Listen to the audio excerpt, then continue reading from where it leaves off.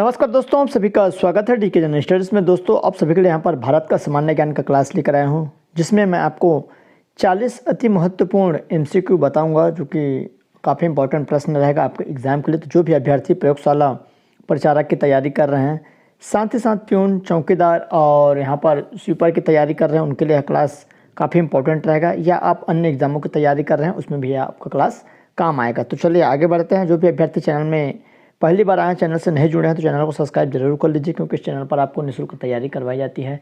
साथ ही साथ जितने भी गवर्नमेंट जॉब की जानकारी है, इस चैनल पर आपको उपलब्ध करवाई जाती है। और बेल घंटी का जो ऑल बटन, उसको भी प्रेस कर लें।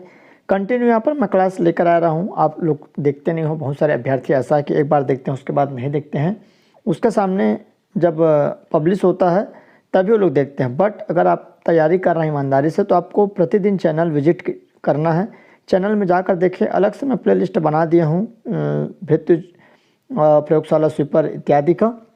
तो लगभग वहाँ पर 35 क्लास से अधिक हो चुका है। 35 क्लास आपको देखने को मिल जाएगा, जिसमें बहुत सारे जीएस के क्वेश्चन इंडिया लेवल का, साथ ही साथ सीजी लेवल का आपको क्लास देखने को मिल जाएगा। तो अच्छे से तैयारी करिए। साथ ही साथ विज्ञान के प्रश्न आपको बहुत सारे देखने को मिल जाएंगे। तो चलिए यहाँ पर जल्दी से स्टार्ट करते हैं। साथ ही साथ क्वेश्चन पसंद आए तो लाइक करिए और अपने दोस्तों के साथ शेयर करना ना भूलिएगा।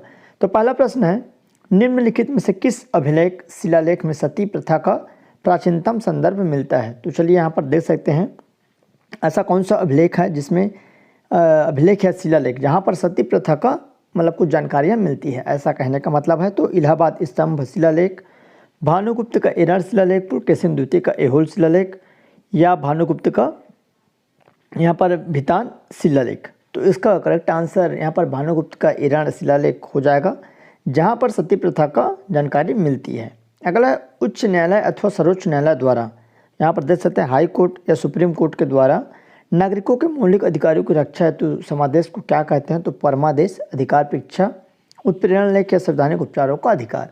तो इसका सही आंसर यहाँ पर जो समादेश है, तो संवैधानिक उपचारों का अधिकार की यहाँ पर बात हो रही है, मौलिक अधिकार। तो इसका डी वाला ऑप्शन सही हो जाएगा। अगला, किस अनुच्छेद के तहत भारतीय के प्रत्येक नागरिक को स्वास्थ्य अधिकार दिया गया? तो यहाँ पर देख सकते हैं किस अनुच्छेद के तहत भारतीयों के प्रत्येक नागरिक को स्वास्थ्य का अधिकार दिया गया है।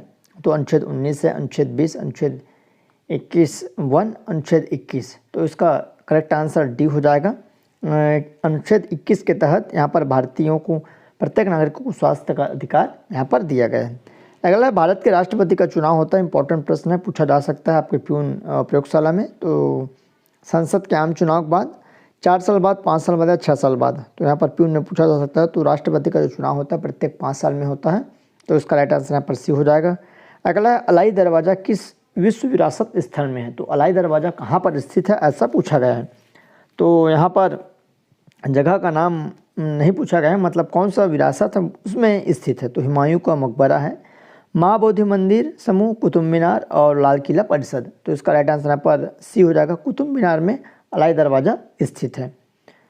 अगला है, निम्नलिखित में से कौन सी वस्तु विटामिन सी का स्रोत नहीं है? तो इनमें से कौन सा जो वस्तु है जो कि विटामिन सी का स्रोत नहीं है? तो आलू है, टमाटर है, अमरूद है, अंडा है। तो डी हो जाएगा, अंडा, जो कि विटामिन सी का स्रोत नहीं है। जिसमें आपको विटामिन सी का टमाटर है, अमरूद है, आलू, आपको विटामिन सी का स्रोत मिल जाएगा, जिसमें कुछ ना कुछ मात्रा में रहती है। बट विटामिन सी अंडा में नहीं पाया जाता। अगला, फाउंटेन पेन का आविष्कार किसने किया? तो ड्रेसर, पोट्रेचेक, पोनेरू, अलेक्जेंडर फ्लेमिंग या एडवर्ड जेनर। तो फाउंटेन पेन का आविष्कार किसने किया था? तो इसका राइट आंसर यहाँ पर एडवर्ड जेनर हो जाएगा। तो डी वाला ऑप्शन सही हो जाएगा। दोस्तों, जिस भी अभ्यर्थियों को प्रयोगशाला परिचारक, प्यून, चौकीदार, भृत्य और साथ ही साथ यहाँ पर स्वीपर का मॉडल गेसिंग पेपर लेना होगा, जो कि बेहतरीन मॉडल गेसिंग पेपर आपको मिलेगा, तो मेरे को व्हाट्सअप कर सकते हैं। 7828253841 पर मेरे को व्हाट्सअप कर सकते हैं। वही अभ्यर्थी व्हाट्सअप करेंगे जिसको लेना हो और ईमानदारी से तैयारी कर रहे हैं, क्योंकि यह आप ही के लिए बनाया गया है। जो भी अभ्यर्थी अच्छे से तैयारी कर रहे हैं, ताकि उसको अधिक से अधिक फ़ायदा मिल सके। तो इसमें ज़रूर आप देख सकते हैं। अगर आप इच्छा है आपको लेने का, तो आप व्हाट्सअप कर सकते हैं। चलिए आगे बढ़ते हैं। वर्ष 1857 के विद्रोह में कानपुर के नेता कौन थे? तो यहाँ पर देख सकते हैं 1857 के विद्रोह हुआ था, और वहाँ पर कानपुर के नेता कौन थे? तात्या टोपे, कुंवर जगदीश सिंह, नाना साहब या वाजिद अली शाह। तो नाना साहब थे कानपुर के नेता। हरित क्रांति से संबंधित है। हरित क्रांति किससे संबंधित है? आप बहुत सुने होंगे हरित क्रांति तो यहाँ पर कॉफ़ी का उत्पादन से है कि दूध का उत्पादन, गेहूं का उत्पादन, जौ का। तो हरित क्रांति था, तो यहाँ पर ऑप्शन में धान का भी बोला जा सकता है, तो बहुत अभ्यर्थी धान लगा देंगे। तो जो हरित क्रांति का जो क्षेत्र प्रभावित हुआ था, जो इसमें उत्पादन बढ़ी थी, तो गेहूं का उत्पादन के लिए प्रसिद्ध है।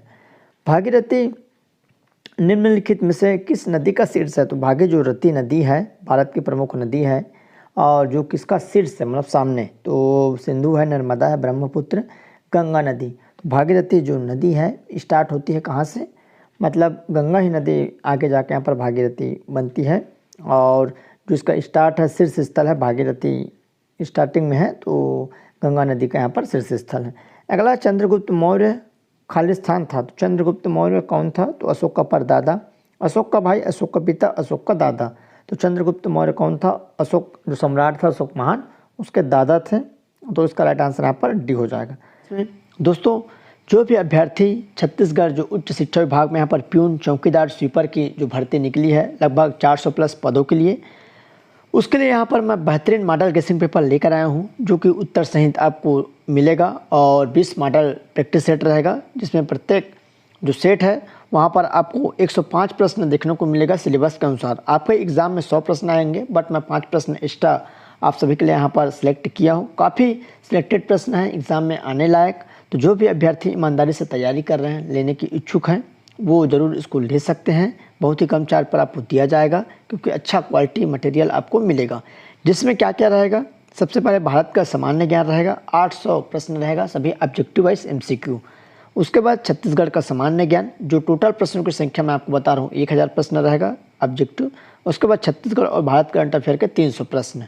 टोटल जो प्रश्नों की संख्या रहेगी 2100 रहेगा उत्तर सहित। और जो मैं प्रश्न बनाया हूँ, मतलब पहले भारत का सामान्य ज्ञान 800 ऐसा नहीं है।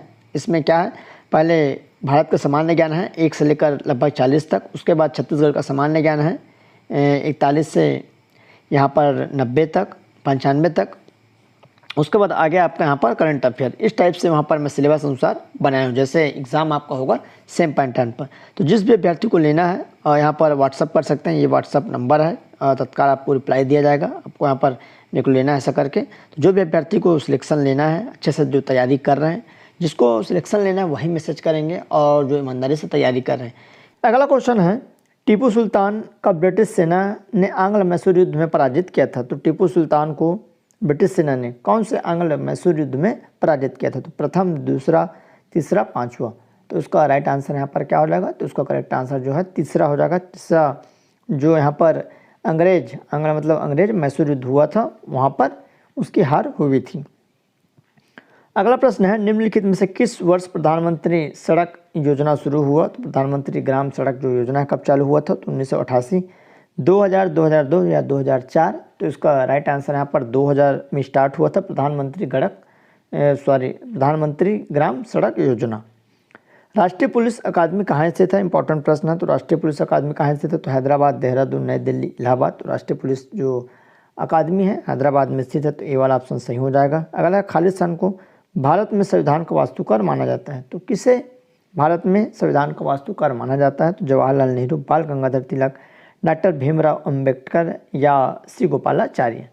तो इसका राइट आंसर यहाँ पर डॉक्टर भीमराव अम्बेडकर, जो कि यहाँ पर संविधान को बनाने में महत्वपूर्ण योगदान था, और इसका वास्तुकार इसी को माना जाता है।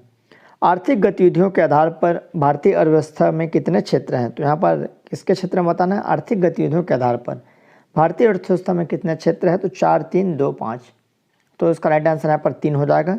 राष्ट्रीय एकता दिवस कब मनाया जाता है? इंपॉर्टेंट क्वेश्चन है। तो 31 अक्टूबर, 30 जनवरी, 14 नवंबर या 24 मई। तो राष्ट्रीय एकता दिवस 31 अक्टूबर को मनाया जाता है। तो इसका राइट आंसर यहाँ पर 31 हो जाएगा।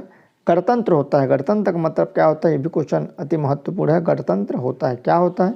तो गणतंत्र का मतलब केवल एक लोकतांत्रिक राज्य, अध्यक्षीय शासन पद्धति वाला राज्य, संसदीय शासन पद्धति वाला राज्य, या राज्य जहाँ पर अध्यक्ष वंशानुगत रूप से न हो, या वंशानुगत यहाँ पर न होना चाहिए। तो इसका राइट आंसर यहाँ पर डी हो जाएगा। गणतंत्र मतलब ऐसा देश जहाँ का अध्यक्ष या राष्ट्रपति या राष्ट्र प्रधानमंत्री वंशानुगत रूप से यहाँ पर निर्वाचित न हो।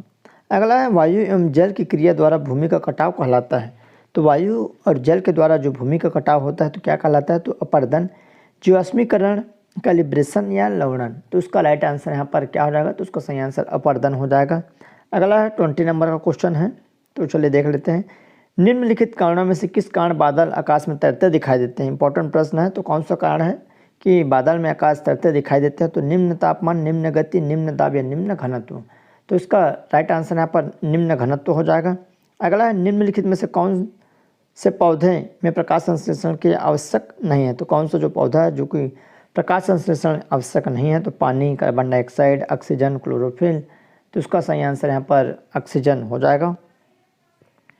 अगला, संविधान सभा की प्रारूप समिति का अध्यक्ष कौन था। तो संविधान समिति के प्रारूप समिति के अध्यक्ष कौन थे, यहाँ पर डॉक्टर राजेंद्र प्रसाद, डॉक्टर भीमराव अम्बेडकर, जवाहरलाल नेहरू या श्री राजगोपालाचारी। तो डॉक्टर भीमराव अम्बेडकर मतलब BR अम्बेडकर जी थे संविधान सभा के प्रारूप समिति के अध्यक्ष। अगला क्वेश्चन है, पंडित शिव कुमार शर्मा का संबंध संगीत के किस वाद्य यंत्र से है। तो पंडित शिव कुमार शर्मा जी हैं जो कि संगीत के क्षेत्र में कौन सा वाद्य यंत्र यहाँ पर बजाते हैं। तो तबला है, शहनाई, सारंगी, संतूर। तो इसका राइट आंसर यहाँ पर संतूर हो जाएगा। पंडित शिव कुमार शर्मा जी संतूर बजाते थे। अगला है, निम्नलिखित में से किस स्वतंत्रता सेनानी को काकोरी षड्यंत्र केस में फांसी की सजा दी गई। IMP क्वेश्चन है। तो कौन सा स्वतंत्रता सेनानी था जिन्हें काकोरी षड्यंत्र केस में फांसी की सजा दी। तो चित्तरंजन दास और वासुदेव बलवंत फड़के, कृष्ण गोपाल कर्वे या बाघा जतीन, राम प्रसाद बिस्मिल या अशफाक उल्ला खां या खुदीराम बोस, चंद्रशेखर आज़ाद। तो इसका राइट आंसर यहाँ पर सी हो जाएगा। राम प्रसाद बिस्मिल और अशफाक उल्ला खान को यहाँ पर काकोरी षड्यंत्र केस में फांसी दी गई थी। अगला है, भारतीय संविधान के अनुसार भारत के महान न्यायाधीश की नियुक्ति कौन करता है। ये भी क्वेश्चन इंपॉर्टेंट है। तो भारतीय संविधान के अनुसार भारत के महान न्यायवादी की नियुक्ति कौन करता है। तो प्रधानमंत्री, राष्ट्रपति, राज्यसभा, लोकसभा। तो इसका सही आंसर राष्ट्रपति के द्वारा की जाती है। अगला, लोकसभा के सदस्य के रूप में चुने जाने की न्यूनतम आयु। राज्यसभा अलग है और लोकसभा दोनों में अंतर है। तो यहाँ पर देख सकते हैं लोकसभा के सदस्य के रूप में चुने जाने की जो न्यूनतम आयु कितनी है, तो 21, 23, 25, 30। तो इसका सही आंसर यहाँ पर 25 वर्ष हो जाएगा। लोकसभा सदस्य चुनने की जो आयु है अपना 25 है, और राज्यसभा का यहाँ पर आपको 30 हो जाएगा। तो 30 राज्यसभा, लोकसभा का 25। अगला, सबसे अधिक सदस्य राज्यसभा में किस राज्य में है। तो सबसे अधिक जो सीट है या सदस्य किस राज्य में आपको राज्यसभा का देखने को मिल जाएगा। तो उत्तर प्रदेश, आंध्र प्रदेश, मध्य प्रदेश, कर्नाटक। तो इसका सही आंसर उत्तर प्रदेश हो जाएगा। ये वाला ऑप्शन सही हो जाएगा। अगला, डॉक्टर सलीम अली एक जाने माने क्या थे। तो डॉक्टर सलीम अली साहब थे तो पक्षी विज्ञानी, जीव विज्ञानी, पर्णाविद या त्वचा रोग विशेषज्ञ। तो सलीम अली एक यहाँ पर राष्ट्रीय उद्यान है जो कि पक्षी विज्ञानी थे। तो इसका राइट आंसर ये हो जाएगा। अगला प्रश्न है, नेपाल और चीन से माउंट एवरेस्ट पर चढ़ने वाले प्रथम भारतीय कौन थे। तो ये भी एक क्वेश्चन है। तो नेपाल और चीन से माउंट एवरेस्ट पर चढ़ने वाले प्रथम भारतीय कौन थे। तो बछेंद्री पाल, अनीता कुडू, किरण बेदी या साइना नेहवाल। तो इसका सही आंसर यहाँ पर अनीता कुडू हो जाएगा। बी वाला ऑप्शन सही हो जाएगा। अगला, देश का सबसे लंबा समुद्र तट कौन सा है।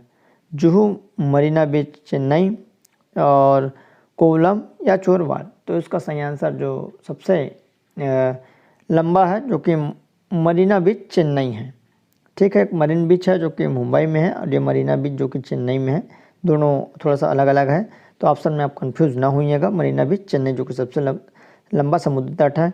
प्रत्येक 2 वर्ष के बाद राज्यसभा के कितने सदस्यगण सेवानिवृत्त होते हैं। इंपॉर्टेंट प्रश्न, IMP प्रश्न पूछा जा सकता है। तो प्रत्येक 2 वर्ष के बाद राज्यसभा के कितने सदस्यगण सेवानिवृत्त हो जाते हैं। तो 1/4, 1/3, 1/2 या 1/5। तो 1/3 सदस्य प्रत्येक 2 वर्ष बाद राज्यसभा के सदस्य ऑटोमेटिक क्या होते हैं, सेवानिवृत्त हो जाते हैं। तो इसका सही आंसर यहाँ पर सी हो जाएगा। और ये एक स्थायी सदन है। अगला है, निम्न में से कौन सा मानव शरीर का सबसे बड़ा बाहरी अंग है। तो कौन सा जो शरीर का अंग है जो सबसे बड़ा बाहरी अंग है। तो सिर है, त्वचा, जीभ, अग्नाशय। तो बाहरी बोला गया है तो यहाँ पर त्वचा हो जाएगा जो कि सबसे बड़ा अंग है। अगला है, थर्ड पिलर पुस्तक के लेखक, ये भी इंपॉर्टेंट प्रश्न है। तो मनमोहन सिंह, रघुराम राजन, शक्ति का अंदाज से उपयुक्त में से कोई नहीं। तो रघुराम राजन जी है थर्ड पिलर पुस्तक के लेखक। अगला है, शिल्प गुरु सम्मान और संत कबीर सम्मान नामक राष्ट्रीय सम्मान किसके लिए दिया जाता है। तो यहाँ पर देख सकते हैं शिल्प गुरु सम्मान और संत कबीर सम्मान जो कि राष्ट्रीय सम्मान है वह किस क्षेत्र में दिया जाता है, किसके लिए। हस्तकला और वस्त्रकला, और औषधि है, संगीत है, वैज्ञानिक। तो इसका करेक्ट आंसर यहाँ पर क्या हो जाएगा, तो हस्तकला और वस्त्र कला के लिए यहाँ पर शिल्प गुरु सम्मान और संत कबीर सम्मान दिया जाता है। जौनपुर में यहाँ पर खालिस्तान के द्वारा निर्मित अटाला मस्जिद अन्य मस्जिदों के निर्माण के लिए एक मिसाल बन गई। तो यहाँ पर देख सकते हैं मुबारक शाह, इब्राहिम सरकी, मलिक सरोवर या हुसैन शाह। इंपॉर्टेंट प्रश्न है, तो इब्राहिम सरकी बी वाला ऑप्शन सही हो जाएगा। अगला साहित्य अकादमी पुरस्कार पहली बार किस वर्ष दिया गया था। इंपॉर्टेंट प्रश्न, 1954, 1955, 1983 या 1988। तो साहित्य अकादमी पुरस्कार सबसे पहले 1954 में प्रथम वर्ष दी गई थी। भारत के राष्ट्रपति द्वारा राज्यसभा के कितने सदस्य नियुक्त किए जा सकते हैं। आईएमपी क्वेश्चन है, पूछा जा सकता है। भारत के राष्ट्रपति द्वारा राज्यसभा के लिए कितने सदस्य नियुक्त किए जा सकते हैं। 10, 12, 15, 20। तो 12 सदस्य मनोनीत किए जाते हैं अधिकांश हर यहाँ पर 2 से मतलब 5 सालों में, या 5 सालों में तो 5 यहाँ पर देख सकते हैं 12 सदस्य नियुक्त किए जाते हैं। अगला है राजा बिंबिसार के दरबार में उस प्रसिद्ध चिकित्सक का नाम क्या है जो भगवान बुद्ध के निजी चिकित्सक थे। तो यहाँ पर राजा बिंबिसार के दरबार में रहते थे एक चिकित्सक जो भगवान बुद्ध के क्या थे, निजी चिकित्सक थे। अजातशत्रु, सारिपुत्र, जीवक या राहुल। तो ये क्वेश्चन इंपॉर्टेंट है। तो जो जीवक था वह भगवान बुद्ध के निजी से चिकित्सक थे और राजा बिंबिसार के दरबार में भी चिकित्सक थे। कौन मधुबनी चित्रकारी से संबंधित नहीं है। तो भारती दलाल, बौवा देवी, मधुकेश्वर या गंगा देवी। तो यहाँ पर कौन मधुबनी चित्रकारी से संबंधित नहीं है, तो मधुकेश्वर हो जाएगा। अगला है पहले जैन तीर्थकर कौन थे। इंपॉर्टेंट प्रश्न है। जैन धर्म, बौद्ध धर्म आपको जरूर पढ़ना पड़ेगा। एक क्वेश्चन 100% वहाँ से बनेगा जैन धर्म, बौद्ध धर्म से। महावीर, ऋषभ देव, पार्श्वनाथ और पद्मनाभ। तो यहाँ पर पहले जैन तीर्थकर ऋषभ देव थे, तो इसका सही आंसर यहाँ पर बी हो जाएगा। दोस्तों इस तरह आप सभी के लगभग 40 क्वेश्चन कंटिन्यू क्लास आ रहा है। प्रतिदिन 1 से 2 क्लास आपको देखने को मिल जाएगा। जो भी विद्यार्थी चैनल में पहली बार आए जुड़ जाइए, चैनल को सब्सक्राइब कर लीजिए। जिसको भी मॉडल लेना होगा मेरे को व्हाट्सअप कर सकते हैं। तो चलिए दोस्तों, धन्यवाद।